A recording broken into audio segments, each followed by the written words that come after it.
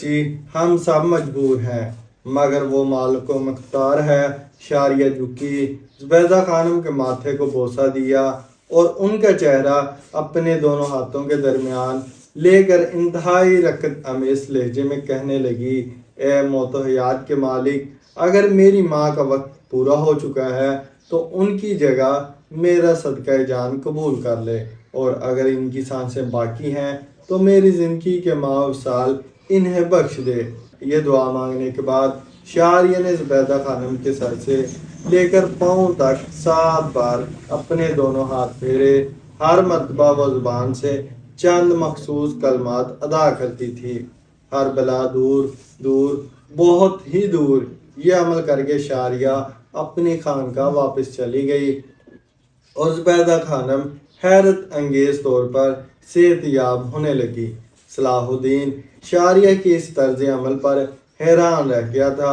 پھر ایک دن اس نے بڑے پرسوچ لہجے میں اپنی والدہ سے کہا، ام محترم، آپ نے دیکھی شاریہ کی محبت وہ غیر ہے، مگر پھر بھی آپ کی صحت کے لیے اپنا صدقہ جان دینے پر آمادہ ہے، اور ایک ہم ہے آپ کی حقیقی اولاد، مگر کسی بھائی کو بھی اپنی ماں کے لیے یہ دعا مانگنے کی توفیق نہیں ہوئی۔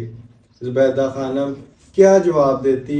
بیٹے کی بات سن کر بہت دیر تک روتی رہیں، پھر رک رک کر بولی، میں ہمیشہ اس کی مقروض رہوں گی، حق کے دالا اسے دونوں جہاں میں بلند درجات عطا فرمائے۔ بلند درجہ تو اسے مل چکا ہے، صلاح الدین نے خود کلامی کے انداز میں کہا۔ طبیبان نے خاص کے دنیائے اثر نسخے رائے گئے، مگر اس کی زبان سے ادا ہونے والے 2 لفظ آسمان پر سنے کے۔ پھر صلاح الدین دوبارہ شاریہ سے ملا، مگر اب کی بار اس کے ملنے کا انداز بڑا مؤدبانہ تھا، جیسے کوئی عقیدت مند کسی خدا رسیدہ بزرگ کی خدمت میں حاضر ہوتا ہو۔ مگر میں زندگی بھر تمہارا شکر گزار رہوں گا شاریہ۔ صلاح الدین نے کم و بیش وہی الفاظ اپنی زبان سے دہرائے جو زبیدہ خانم نے کہے تھے۔ تمہاری دعاؤں سے میری والدہ محترم کو صحت ملی اور میرے بے قرار دل کو سکون۔ ایک گناہ گار کی دعائیں ہی کیا، شاریہ کے لہجے سے دل کا درد جھلک رہا تھا۔ مجھے استاد گرامی نے سب کچھ بتا دیا، سارا شہر ہی تمہاری دعاؤں سے فیض یاب ہو رہا ہے، صلاح الدین نے انتہائی اثر انگیز لہجے میں کہا۔ یہ تو استاد گرامی کی عظمت ہے، انہوں نے مجھے رائندہ درگاہ کنیز کو اپنی بیٹی کا درجہ دیا۔ یک شاریہ کے لہجے میں تبدیلی آ گئی تھی، دعا تو وہ خود کرتے ہیں اور شہرت ہم ناکارہ لوگوں کی ہو جاتی ہے، یہ سب فریب نظر ہے یوسف۔ پھر بھی اگر تم میری دعاؤں کو مؤثر سمجھتے ہو تو یہ سمجھ لو کہ تمہیں سکون مل گیا اور میری ریاضت ٹھکانے لگ گئی۔ مجھے تمہاری صحت کی بربادی دیکھ کر بہت دکھ ہوا ہے شاریہ۔ یہ کہتے کہتے صلاح الدین کی آنکھوں سے نمی جھلکنے لگی تھی۔ اگر والد محترم سے عہد نہ کر چکا ہوتا تو میں تمہیں اس طرح تنہا نہ چھوڑتا۔ ایفائے عہد ہی سب کچھ ہے یوسف۔ شاریہ پر ایک جذب کی سی کیفیت طاری تھی، جس نے عہد توڑا وہ کہیں کا نہیں رہا۔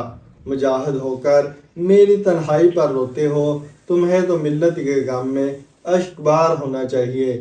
شاریہ بے پناہ قوت و برداشت کا مظاہرہ کر رہی تھی، جس یوسف کی ایک جھلک دیکھنے کے لیے وہ بے قرار رہتی تھی۔ آج وہی یوسف اس کے سامنے بیٹھا تھا اور وہ اسے نظر انداز کر رہی تھی۔ اب میرے لیے تنہائی اور محفل میں کوئی فرق نہیں، غربتیں اور فاصلے سب برابر ہیں، وصال و فراق دونوں یکساں ہیں۔ اب تم جاؤ، باہر کچھ ضرورت مند خواتین کھڑی ہیں۔ صلاح الدین ایوبی شاریہ کی گفتگو سن کر حیران رہ گیا۔ وہ کچھ اور باتیں کرنا چاہتا تھا، مگر شاریہ نے اسے دوبارہ ٹوک دیا۔ دیکھو یوسف، تم مجھے زیادہ پریشان مت کرو، میں بہت تھک گئی ہوں۔ اس ایک جملے میں شاریہ کی زندگی کا تمام کرب کشیدہ تھا۔ صلاح الدین اس کی مجبوریوں کو سمجھتے ہوئے اٹھ کھڑا ہوا۔ شاریہ نے اسے آخری نصیحت کرتے ہوئے کہا، یوسف، تمہاری منزل بہت دور ہے، اتنی دور کہ تم ان فاصلوں کا اندازہ بھی نہیں کر سکتے۔ پیچھے مڑ کر مت دیکھنا کہ یہ سب راستے پتھر ہیں۔ صلاح الدین ایوبی چلا گیا۔ شاریہ رخصت کرنے کے لیے دروازے تک آئی اور پھر اس نے اندر سے دروازہ بند کر دیا۔ صلاح الدین کے جاتے ہی شاریہ زارو قطار رونے لگی۔ اس کے دونوں ہاتھ دراز تھے اور وہ گریہ وزاری کے انداز میں دعا کر رہی تھی، اے اللہ، جب میں تیری بندگی کا اقرار کر چکی تو یہ درمیان میں دوسرا کون ہے؟ اسے میرے دل سے نکال دے، میں بہت کمزور ہوں، مجھے میرے نفس کے حوالے نہ کر۔ پھر روتے روتے وہ اس قدر نڈال ہو گئی کہ اس نے اپنی بوڑھی خادمہ سے کہا، آپ ان تمام عورتوں کو میرا سلام کہیں اور معذرت کر لیں کہ آج میری طبیعت بہت زیادہ خراب ہے۔ زبیدہ خانم کی طبیعت بڑی حد تک سنبھل چکی تھی، مگر کمزوری کے سبب مصر تک طویل سفر اختیار نہیں کر سکتی تھی اور صلاح الدین کی مجبوری یہ تھی کہ وہ زیادہ دن تک اپنی مملکت سے دور نہیں رہ سکتا تھا۔ مجبوراً اس نے والدہ محترمہ سے واپس جانے کی اجازت مانگی۔ انشاءاللہ آپ 2-3 ماہ میں مکمل طور پر صحت یاب ہو جائیں گی، پھر میں آپ کو اپنے پاس بلا لوں گا۔ میں تو ہر وقت تمہارے پاس ہی رہتی ہوں۔ بیٹے کی بات سن کر زبیدہ خانم رو پڑی۔ تم صرف ماں کے سکون کی خاطر یہاں تک آئے، اللہ تمہیں بھی بے سکون اور نامراد نہیں رکھے گا۔ پھر ماں کی دعاؤں کے سائے میں صلاح الدین ایوبی شام سے رخصت ہو کر دمشق پہنچا اور سلطان نور الدین محمود زنگی کی خدمت میں حاضر ہوا۔ سلطان عادل نے فاتح مصر کا ایسا شاندار استقبال کیا کہ حاضرین دربار نے اپنی طویل ملازمت کے دوران اپنی آنکھوں سے ایسا منظر کبھی نہیں دیکھا تھا۔ سلطان نور الدین محمود زنگی نے قصر خلافت کے دروازے پر صلاح الدین ایوبی کو خوش آمدید کہا اور جوش جذبات میں بے اختیار صلاح الدین کی کشادہ پیشانی کو بوسہ دیا۔ مرحبا میرے مجاہد، مرحبا۔ سلطان نور الدین کی آواز اتنی بلند تھی کہ اطراف کی فضا گونج اٹھی۔ پھر سلطان عادل صلاح الدین ایوبی کے کاندھے پر ہاتھ رکھے اسے دربار تک لائے اور اپنے برابر بٹھایا۔ اس وقت دربار میں سلطان نور الدین محمود زنگی کے بڑے بڑے امراء اور رشتہ دار موجود تھے۔ انہیں سلطان عادل کی طرف سے صلاح الدین کی یہ پذیرائی بہت گراں گزری۔ پھر تنہائی میں ملتے ہی ان تمام امراء نے دبے لہجوں میں سلطان عادل سے شکایت کی، اس نوجوان کے مقابلے میں ہم آپ کی نوازشات اور توجہات کے زیادہ مستحق ہیں۔ وہ کس طرح؟ سلطان نور الدین محمود زنگی نے انشا کی امراء سے سوال کیا۔ ہماری خدمات صلاح الدین سے کہیں زیادہ ہیں۔ ایک امیر نے جو سلطان نور الدین محمود زنگی کا قریبی عزیز تھا، کسی قدر غرور کے لہجے میں کہا، ہم نے سلطنت نوریہ کے استحکام کے لیے اپنی عیش و آرام اور دن رات کا سکون برباد کیا ہے، پھر وہ غلام زدہ ہماری برابری کیسے کر سکتے ہیں؟ وہ امیر قرابت داری کے نشے میں تھا، اس لیے سلطان عادل کے سامنے اونچے لہجے میں بول رہا تھا۔ سلطان نور الدین زنگی بہت معتمل مزاج انسان تھے، مگر اپنی امیر کی لافزنی سن کر نہایت برہم ہو گئے۔ وہ غلام زدہ ہرگز نہیں ہے، سلطان نور الدین محمود زنگی نے غضبناک لہجے میں کہا، اور اگر بالفرض ہے بھی تو ان آقاؤں سے بہتر ہے جو اپنی نفس پرستی اور نمود و نمائش کے لیے زندہ رہتے ہیں۔ تم نے سلطنت نوریہ کے قیام میں میرے ساتھ تعاون کیا، میں نے اس کا بہترین معاوضہ ادا کر دیا۔ اگر میں تمہارا احتساب شروع کر دوں تو تم سب کے سب مجرم قرار پاؤ گے۔ یہ شاندار مکانات، یہ زر و جواہر، یہ اعلیٰ نسل کے گھوڑے، یہ غلام، یہ کنیزیں، کیا یہ سب ساز و سامان تم اپنے ساتھ لے کر پیدا ہوئے تھے؟ سلطان نور الدین محمود زنگی نے آج اپنے ایک ایک امیر کی نقاب کشائی کر دی تھی۔ سلطان عادل کے بگڑے ہوئے تیور دیکھ کر تمام امراء کے چہروں پر خوف کی پرچھائیاں لرزنے لگی، ان کے سر بارے ندامت سے خم ہو گئے۔ تم صلاح الدین ایوبی کے برابر کھڑے ہونے کے بھی قابل نہیں ہو۔ سلطان عادل کا لہجہ بدستور غضبناک تھا۔ وہ مرد مجاہد ہے، میرا خواب، میری امیدوں کا مرکز۔ حق تعالیٰ نے اسے امین بنایا ہے۔ اس نے مصری خزانے کے سارے نوادر خلیفہ بغداد اور میری خدمت میں بھیج دی ہے، باقی دولت سپاہیوں اور محتاجوں میں تقسیم کر دی۔ وہ مصر کا درویش وزیر اعظم ہے اور وہ بھی عین عالم شباب میں۔ حق تعالیٰ اس کی درویشی میں اضافہ کرے۔ آخر تمام عمرہ اس مجلس خاص سے اٹھ کر چلے گئے، مگر اس طرح کہ ان کے چہرے فک تھے اور گردنیں جھکی ہوئی تھی۔ پھر دوسرے دن سلطان نور الدین زنگی صلاح الدین ایوبی کو اپنے ایک مخصوص کمرے میں لے گئے۔ یہ وہی کمرہ تھا جس میں سلطان عادل نے ایک انتہائی خوبصورت ممبر رکھا تھا۔ اس ممبر کی تیاری پر ہزاروں دینار خرچ ہوئے تھے۔ سلطان نور الدین محمود نے حلب اور دمشق کے ماہروں کو طلب کر کے کہا تھا اپنا سارا ہنر اس ممبر کے نقش و نگار بنانے پر ختم کر دو، اور واقعتاً ان ہنرمندوں نے ایسا ممبر تراشا تھا کہ وہ زائی کا بہترین نمونہ نظر آتا تھا۔ صلاح الدین ایوبی نے مصر میں فاطمی خلیفہ عادت کا ممبر بھی دیکھا تھا، مگر سلطان نور الدین محمود زنگی کے بنوائے ممبر کے سامنے اس کی کوئی حیثیت نہیں تھی۔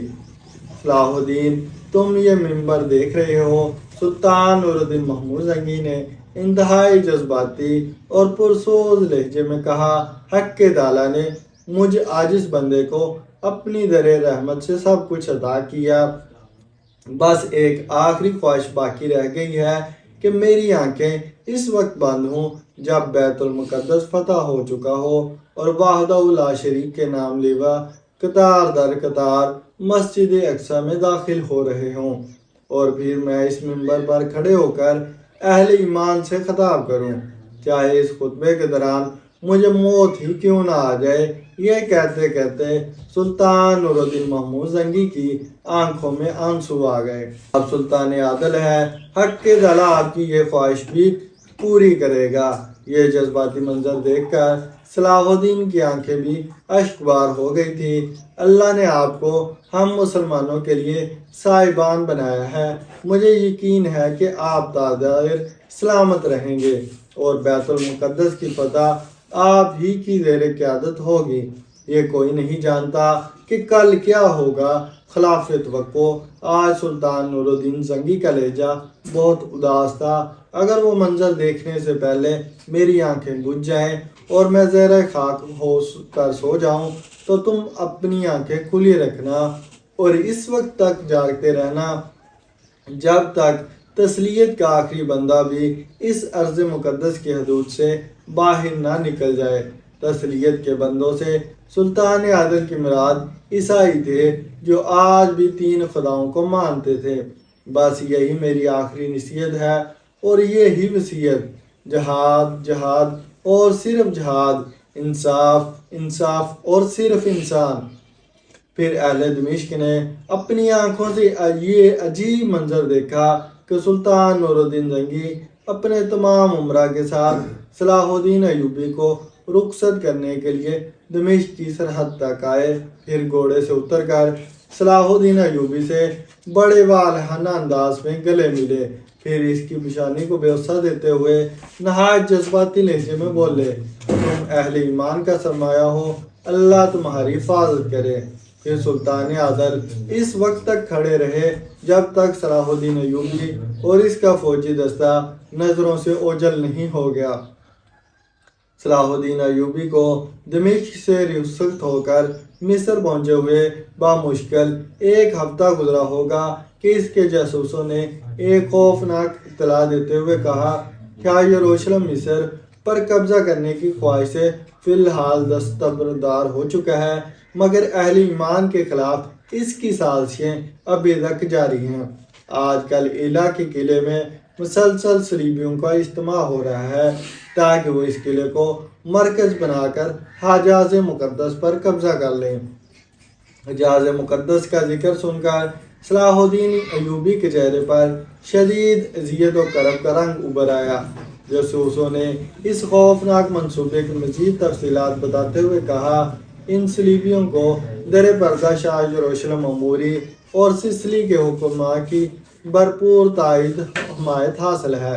اگر فوری طور پر اس کا تدارک نہیں کیا گیا تو بہت زیادہ مشکلات پیدا ہو سکتی ہیں۔ یہ خبر سن کر صلاح الدین ایوبی نے ایک دن کی بھی تاخیر نہیں کی، مصر کا انتظام اپنے والد کے سپرد کیا اور ایک لشکر جرار لے کر اسکلان اور رملہ کی طرف بڑھا۔ ایلا کے راستے میں یہ دونوں شہر ایک آہنی دیوار کی حیثیت رکھتے تھے۔ اس دیوار کو گرائے بغیر صلاح الدین ایوبی ایلا تک نہیں پہنچ سکتا تھا۔ پھر بھی اس نے بندگان خدا کا خون بہانے سے گریز کیا اور دونوں شہروں کے عیسائی حکمرانوں کے نام ایک خصوصی پیغام بھیجا: اگر اسلامی لشکر کو اسکلان اور رملہ سے گزرنے کے لیے راہداری دی گئی تو پھر میرا اور تمہارا کوئی جھگڑا نہیں، میں تمہارے علاقے سے چپ چاپ گزر جاؤں گا، اور اگر تم نے مزاحمت کی تو پھر شمشیر ہی ہماری تقدیروں کا فیصلہ کرے گی۔ اسکلان اور رملہ کے عیسائی حکمران جانتے تھے کہ اگر صلاح الدین ایوبی کا لشکر ان کے علاقوں سے گزر گیا تو پھر اس کا ہدف ایلا کے سوا کوئی دوسرا مقام نہیں ہوگا۔ اس لیے ان دونوں نے صلاح الدین ایوبی کے اس پیغام کا جواب بڑے جارحانہ انداز میں دیا اور آمادہ جنگ ہو گئے۔ اسکلان اور رملہ کے عیسائی حاکموں کا خیال تھا کہ وہ اپنے علاقوں میں مضبوط بھی ہیں اور محفوظ بھی۔ بالآخر ان دونوں مقامات پر ایک خونریز جنگ ہوئی جس میں میدان صلاح الدین ایوبی کے ہاتھ رہا۔ بے شمار عیسائی فوجی قتل ہوئے، جس کے نتیجے میں یہ دونوں شہر صلیبی فتنہ گروں سے پاک ہو گئے۔ عام باشندوں سے صلاح الدین ایوبی نے کوئی تعارض نہیں کیا۔ بوڑھوں، عورتوں، بچوں اور صلح پسند عیسائیوں کو امان بخشی گئی۔ صلاح الدین ایوبی کا یہ طرز عمل دیکھ کر عیسائیوں کی بڑی تعداد مسلمان ہو گئی۔ پھر وہ مرد مجاہد بحیرہ احمر کی طرف بڑھا، جس کے شمالی حصے پر خلیج عقبہ واقع ہے اور یہیں عیسائیوں کا مضبوط ترین قلعہ ایلا ہے، جو اس وقت اسلام کے خلاف سازشوں کا مرکز بنا ہوا تھا۔ جیسے ہی صلاح الدین ایوبی کی فوج ایلا کے قریب پہنچی، صلیبی سپاہی محصور ہو گئے۔ ان کے پاس کئی سال کا سامان رسد موجود تھا، اس لیے وہ بڑے اطمینان کے ساتھ قلعہ بند ہو گئے۔ ایلا کے عیسائیوں کا خیال تھا کہ صلاح الدین ایوبی زیادہ دن تک محاصرہ جاری نہ رکھ سکے گا اور آخر تنگ آ کر مصر کی طرف لوٹ جائے گا، مگر صلاح الدین ایوبی نے خیمہ زن ہوتے ہی اپنے جنگی ماہرین سے کھلے الفاظ میں کہہ دیا تھا: میں ناکام واپس جانا نہیں چاہتا اور زیادہ دن انتظار بھی نہیں کر سکتا۔ تمام جنگی ماہرین صلاح الدین ایوبی کے فیصلے پر حیران تھے۔ ان کی سمجھ میں ایسی کوئی چال نہیں آ رہی تھی جس کے ذریعے انتہائی مختصر وقت میں اس جنگ کا نتیجہ برآمد ہو سکے۔ آخر اس محاصرے کو کئی ماہ گزر گئے۔ اسلامی لشکروں نے اپنی منجنیقوں سے قلعے کی فصیلوں پر مسلسل سنگ باری کی، مگر دیواریں اتنی مضبوط تھیں کہ شگاف تو کجا ان میں ہلکی سی دراڑیں بھی نہ پڑ سکیں۔ اس دوران صلاح الدین ایوبی سخت اذیت میں مبتلا تھا۔ اگر وہ ایلا کا محاصرہ اٹھا کر واپس چلا جاتا تو یہ احساس اسے سکون سے جینے نہیں دیتا کہ صلیبیوں کی یہ سازش حجاز مقدس کے حوالے سے کیا گل کھلائے گی، اور زیادہ دن تک محاصرہ جاری رکھتا تو یہ اندیشے سے اسے مضطرب رکھتے کہ اس کی عدم موجودگی میں کہیں مصر اندرونی شورشوں کی لپیٹ میں نہ آ جائے۔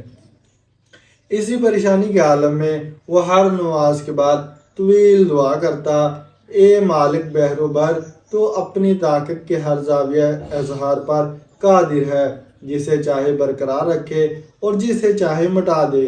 یا تو ایلا کے فتنہ گروں پر آسمان سے کوئی عذاب نازل کر، یا پھر اپنے اس حقیر بندے کی رہنمائی فرما کہ ان مفسدوں کا کس طرح کلمہ کیا جائے۔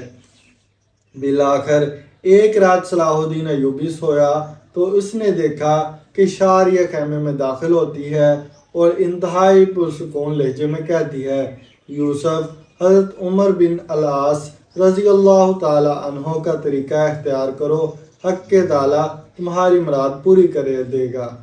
گھبرا کر صلاح الدین ایوبی کی آنکھ کھل جاتی ہے۔ وہ ادھر ادھر دیکھتا ہے، مگر شاریہ کہیں نظر نہیں آتی۔ پھر نیند کا خمار زائل ہوتے ہی اسے اندازہ ہو جاتا ہے کہ اس نے ایک خواب دیکھا ہے، مگر وہ خواب بے مقصد نہیں تھا۔ صلاح الدین کو فوراً ہی وہ تاریخ ساز واقعہ یاد آ گیا۔ یہ حضرت عمر فاروق کا زمانہ خلافت تھا جب مسلمان روم پر حملہ آور تھے، مگر رومی فوج قلعہ بند ہو کر اطمینان سے بیٹھ گئی تھی۔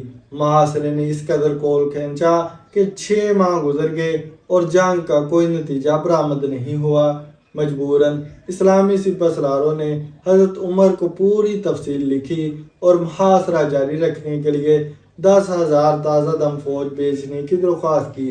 اس خط کے جواب میں حضرت عمر فاروق رضی اللہ تعالی عنہ نے مشہور صحابی حضرت عمر بن العاص رضی اللہ تعالی عنہ کو بھیج دیا اور ساتھ ہی یہ بھی تحریر کر دیا تمہیں 10,000 فوج نہیں، صرف حضرت عمر بن العاص رضی اللہ تعالی عنہ کی ضرورت ہے، انشاءاللہ یہ تنہا تمہارا مسئلہ حل کر دیں گے۔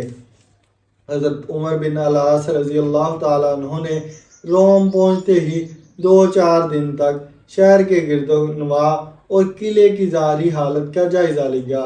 پھر آپ رضی اللہ تعالی عنہ نے سالار لشکر سے فرمایا، کل نماز فجر کے بعد تمام خیمے اکھاڑ ڈالو اور دشمن کو یہ واضح تاثر دو کہ تم لوگ ناکام و نامراد واپس جا رہے ہو۔ رومی حکمران نے بڑی مسرت کے ساتھ مسلمانوں کی واپسی کا منظر دیکھا۔ پھر اس نے اپنے کچھ جاسوس اسلامی لشکر کے تعاقب میں روانہ کیے۔ ان جاسوسوں نے 20-25 میل تک اسلامی فوج کا پیچھا کیا۔ پھر انہوں نے واپسی آ کر اپنے حکمران کو اطلاع دی کہ واقعتاً لشکر اسلام جا چکا ہے، اب اس کے لوٹنے کا کوئی امکان باقی نہیں۔ اس مصدقہ اطلاع کے بعد قلعے کے دروازے کھول دیے گئے۔ پورا شہر 6 مہینے سے ویران پڑا تھا۔ لشکر اسلام کے جاتے ہی گلی کوچوں اور بازاروں کی گمشدہ رونقیں لوٹ آئیں۔ رومی باشندے پورے جوش و خروش کے ساتھ کاروباری زندگی میں مصروف ہو گئے۔ تقریباً 100 میل کا فاصلہ طے کرنے کے بعد حضرت عمر بن العاص رضی اللہ تعالی عنہ نے اسلامی لشکر کو 2 حصوں میں تقسیم کر دیا، ایک فوجی دستہ دائیں طرف اور دوسرا بائیں طرف۔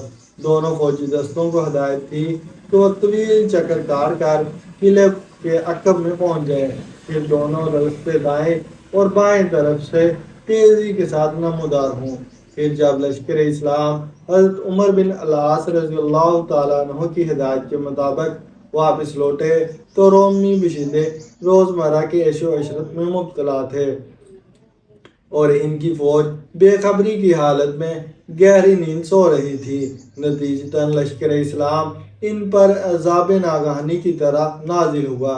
رومی سپاہیوں کو اتنی مہلت بھی نہ مل سکی کہ وہ بھاگ کر دوبارہ قلعہ بند ہو جاتے۔ انجام کار ان کی بڑی تعداد تہہ ہو گئی، کچھ سپاہی فرار ہونے میں کامیاب ہو گئے اور باقی غلام بنا لیے گئے۔ واضح رہے کہ حضرت عمر بن العاص رضی اللہ تعالی عنہ کا شمار دنیا کے ذہین ترین افراد میں ہوتا ہے۔ اس کے علاوہ آپ فاتح مصر بھی تھے۔ آخر صلاح الدین ایوبی نے یہی طریقہ اختیار کیا۔ پھر جب ایلا کے صلیبی قلعے کا دروازہ کھول کر باہر نکل آئے اور حسب عادت رنگ رنگلیاں منانے لگے تو صلاح الدین ایوبی کے لشکر نے انہیں اس طرح پیس ڈالا جیسے چکی کے 2 پارٹوں کے درمیان گندم۔ سپاہیوں کی ایک بہت ہی معمولی تعداد فرار ہونے میں کامیاب ہو سکی، نصف سے زیادہ مزاحمت کرتے ہوئے قتل ہو گئے اور باقی نے ہتھیار ڈال کر امان طلب کر لی، مگر صلاح الدین نے انہیں معاف نہیں کیا کیونکہ وہ محتسب اور فتنہ گر سپاہی تھے۔ سب سے زیادہ حیرت کی بات یہ تھی کہ ایلا میں عام شہریوں کا نام و نشان تک نہیں تھا۔ گلی گلی قبہ خانے آباد تھے جہاں صرف خوبصورت عیسائی طوائفیں رہتی تھیں۔ صلاح الدین نے فوری طور پر ایلا سے ان بدکار عورتوں کو نکال دیا، پھر اپنے ایک فوجی دستے کو اس کام پر مامور کر دیا کہ صلیبیوں کے ظلم و ستم سے تنگ آ کر جو مسلم خاندان ایلا ہجرت کر گئے تھے انہیں دوبارہ ان کے آبائی وطن میں آباد کیا جائے۔ اسکلان، رملہ اور علا کی فتوحات پر خلیفہ بغداد اور سلطان نور الدین محمود زنگی نے صلاح الدین ایوبی کو مبارکباد کے خطوط کے ساتھ قیمتی تحائف بھی بھیجے۔ اس عرصے میں زبیدہ خانم بھی مصر پہنچ چکی تھی۔ ماں باپ اور بھائی صلاح الدین کی اس کامیابی پر مسرت کے جذبے سے سرشار تھے، مگر صلاح الدین ایوبی بہت دن تک بس ایک ہی بات پر غور کرتا رہا کہ شاریہ اس کے خواب میں کیوں آئی تھی۔ آخر وہ کون سی روحانی طاقت تھی جس نے شاریہ کو اس کتاب سے باخبر کر دیا تھا۔ اس دوران امارہ یمنی نام کے ایک شعلہ بیان شاعر کچھ مصری امرا اور سسلی کے عیسائی حاکم کے ساتھ صلاح الدین ایوبی کو قتل کر کے مصر میں دوبارہ فاطمی خلافت قائم کرنا چاہتا تھا، مگر صلاح الدین ایوبی کے ایک ہمدرد زین الدین علی نے اسے بار وقت خبردار کر دیا۔ صلاح الدین ایوبی نے فوری طور پر اس سازش میں شریک ہونے والے تمام افراد کو گرفتار کر لیا اور پھر انہیں انصاف کے تقاضے پورے کرنے کے لیے مصر کی عدالت عالیہ میں ان پر مقدمہ چلایا گیا۔ آخر جب ان کا جرم ثابت ہو گیا تو انہیں سر عام پھانسی پر لٹکا دیا گیا تاکہ دوسرے فتنہ گروں کو عبرت حاصل ہو۔ ابھی اس واقعے کو چند دن ہی گزرے ہوں گے کہ سلطان نور الدین زنگی کے حکم پر صلاح الدین ایوبی نے 568 ہجری میں کرک پر لشکر کشی کی اور اس کا محاصرہ کر لیا۔ اسی محاصرے کے دوران صلاح الدین ایوبی کو ایک جاں گزار خبر ملی۔ اس کا باپ نجم الدین ایوب گھوڑے سے گر کر وفات پا گیا تھا۔ صلاح الدین نے سلطان نور الدین محمود زنگی کے نام معذرت نامہ تحریر کیا اور کرک کا محاصرہ چھوڑ کر قاہرہ روانہ ہو گیا۔ صلاح الدین ایوبی راستے کے خطرات کی پرواہ کیے بغیر طوفانی رفتار سے قاہرہ کی طرف بڑھ رہا تھا۔ اسے بس ایک ہی فکر تھی کہ وہ کسی طرح اپنے والد کا آخری دیدار کر لے۔ یہ بھی اس کی خوش قسمتی تھی کہ وہ اس وقت قاہرہ پہنچا جب نجم الدین ایوب کا جنازہ قبرستان لے جایا جا رہا تھا۔ صلاح الدین ایوبی نے کفن ہٹا کر باپ کا چہرہ دیکھا۔ آنکھوں میں اندودہ غم کا غبار بھرا ہوا تھا، مگر اس نے لوگوں کے سامنے اپنے آنسو بہنے نہیں دیے۔ اگرچہ نجم الدین ایوب اپنے بیٹے صلاح الدین کو منحوس تصور کرتا تھا، مگر صلاح الدین ایوبی کو اپنے باپ سے بے پناہ محبت تھی۔ وہ نجم الدین ایوب کی موت پر بہت زیادہ سوگوار ہو گیا تھا۔ بار بار وہ اپنے والدہ زبیدہ خانم سے اپنی جذباتی کیفیت بیان کرتے ہوئے کہتا، پہلے چچا رخصت ہو گئے، اب والد بھی چلے گئے، جبکہ مجھے ان کے مشوروں کی شدید ضرورت تھی۔ زبیدہ خانم نے بڑی محبت سے بیٹے کو سمجھایا، کسی کے ماں باپ ہمیشہ زندہ نہیں رہتے، یہ تو سب وقتی اور مادی سہارے ہیں۔ تم اس ذات پاک پر بھروسہ کرو جس کے قبضے میں پوری کائنات ہے، جو اپنے بندوں کی رہنمائی بھی کرتا ہے اور مشکل کشائی بھی، جس نے تم جیسے ایک عام نوجوان کو مصر کی وزارت عظمیٰ تک پہنچایا، وہی آئندہ بھی تمہاری مدد کرے گا۔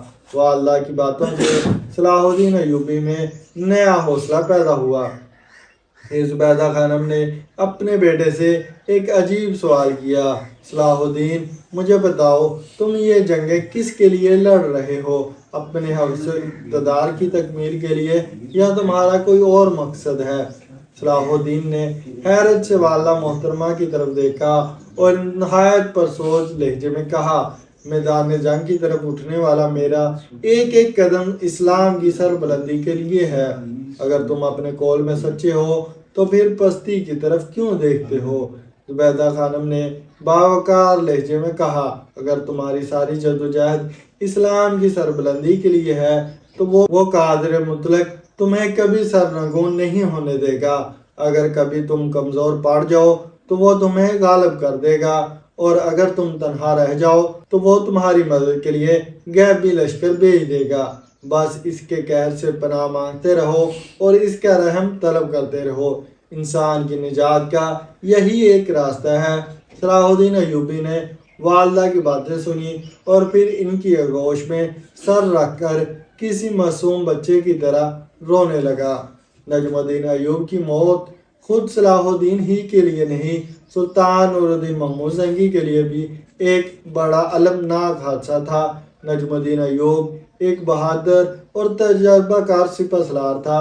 اس کے مرتے ہی دشمنوں کا خیال تھا کہ نوجوان صلاح الدین مصر کی سیاست پر اپنی گرفت مضبوط نہیں رکھ سکے گا، اس لیے اپنی گاہوں میں چھپے ہوئے دشمن باہر نکل آئے۔ سب سے پہلے ایک شخص عبد النبی خارجی نے یمن پر قبضہ کر کے خلیفہ بغداد کا خطبہ موقوف کر کے اپنا خطبہ جاری کر دیا۔ جیسے صلاح الدین ایوبی کو خبر ملی، اس نے اپنے بڑے بھائی شمس الدولہ تران شاہ کو ایک لشکر جرار دے کر یمن کی طرف روانہ کر دیا۔ شاہ یروشلم اموری کے جاسوس بھی ہر وقت صلاح الدین ایوبی کی طاق میں لگے رہتے تھے۔ جیسے ہی تران شاہ اپنی فوج لے کر یمن کی جانب بڑھا، شاہ اموری کے خبرسانوں نے اسے اطلاع دیتے ہوئے کہا، یہ ہمارے لیے ایک سنہری موقع ہے، ہم آگے بڑھ کر مصر کے ساحلی شہر دمیاط اور کچھ سرحدی علاقوں پر قبضہ کر لیں۔ یمن پر فوج کشی کے باعث صلاح الدین ایوبی کی عسکری قوت نصف سے بھی کم رہ گئی ہے۔ السلام علیکم دوستو، میں ہوں محمد اسد اور آپ دیکھ رہے ہیں ہمارا یوٹیوب چینل۔ دوستو امید کرتا ہوں آج کی ویڈیو آپ کو اچھی لگی ہوگی۔ ویڈیو پسند آنے کی صورت میں اسے لائک کریں، دوستوں کے ساتھ شیئر کریں۔ انشاءاللہ بہت جلد حاضر ہوں گے ایک نئی ویڈیو کے ساتھ، تب تک کے لیے اللہ حافظ۔